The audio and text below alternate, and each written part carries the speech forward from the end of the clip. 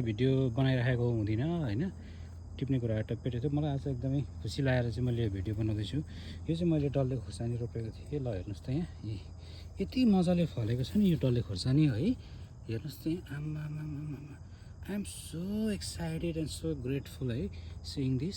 ल हेर्नुहोस् न कति धेरै क्या एउटै हाँगामा। बाफ, ल हेर्नुहोस् त यहाँ, ओ माई गड। त्यही भएर मैले यो भिडियो रेकर्ड गरेको हो देखाउनलाई। हेर्नुहोस् त यहाँ तपाईँहरूलाई कति मजाले फल्ने कि। हामीले चाहिँ नि बाहिर गएर चाहिँ तपाईँको $10 पर पाउन्ड, $12 पर पाउन्ड भनेर किन्छौँ। आफूले रोपेर गर्न सक्दाखेरि के नहुने रहेछ। ल हेर्नुहोस् त यहाँ अमेरिकामा पनि बाफ्रे, हेर्नुहोस् ल यति मजाले फलेको छ नि है यो डल्ले खोर्सानी। ओहो, यस्तै गरेर चाहिँ नि उता पर पनि यस्तै यहाँ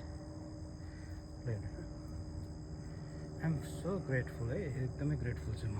इभन तपाईँलाई चाहिँ यो म बोडी पनि देखाउँदैछु है।